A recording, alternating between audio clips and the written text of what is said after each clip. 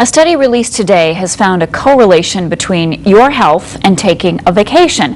A study of heart health found a 50% higher incidence of heart disease among women who took infrequent vacations compared to those who took at least 2 vacations annually. For more on these findings, I'm joined now by Beverly Beuermann-King. She is a stress and wellness expert and speaks professionally about her Work Smart, Live Smart workshops. Hi there, Beverly. Nice to see you again. Thank you. So talk to us. Why are vacations so important to our health? What are the benefits?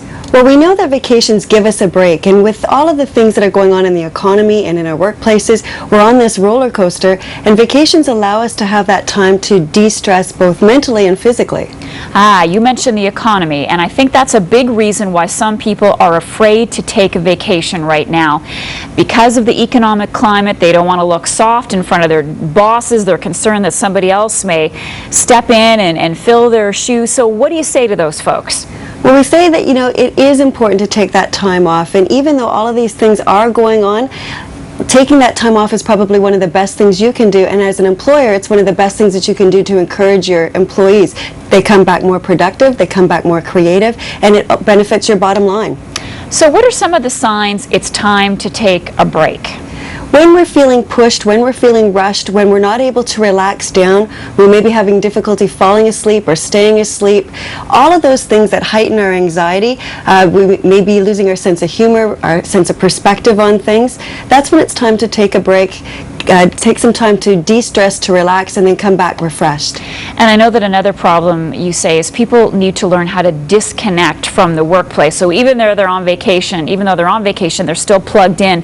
What do you mean by that? What can they do to get away from work altogether? Well, we've seen over the last 7 years of the Expedia.ca survey that people are not disconnecting, and that number is actually increasing each year. So we need to turn off our Blackberries, we need to stop checking our emails, and making sure that we're actually using that time to relax, not that we're staying connected and following all the things that are going on in our workplaces. Okay, so when you find yourself on that vacation, what's your advice for getting the most out of that time? Should you just veg out?